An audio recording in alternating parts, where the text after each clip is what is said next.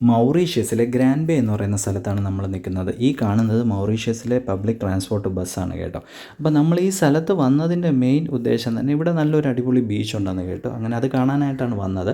അപ്പോൾ മൗറീഷ്യസിൽ ട്രിപ്പ് വരുന്നവർ best place to stay എന്ന് ചോദിച്ചു കഴിഞ്ഞാൽ നമുക്ക് ഗൂഗിൾ തരുന്ന ഉത്തരം ഗ്രാൻഡ് ബേ എന്നായിരിക്കും. അതിൻ്റെ കാരണം മറ്റൊന്നുമല്ല, നല്ല ഒരു അടിപൊളി നൈറ്റ് ലൈഫാണ്. ഒരുപാട് റെസ്റ്റോറൻറ്റുകളുണ്ട്.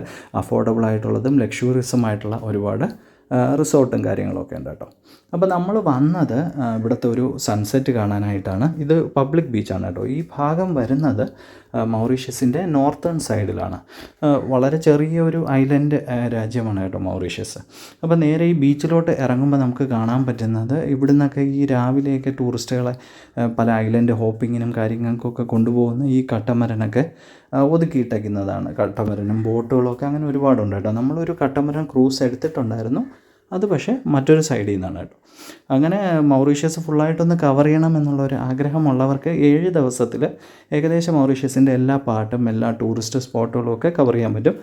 സ്വന്തമായിട്ട് നമ്മളൊരു കാറ് റെൻറ്റിന് വല്ലതും എടുക്കണം. അങ്ങനെ ഉണ്ടെങ്കിൽ നമുക്ക് കാണാൻ പറ്റും.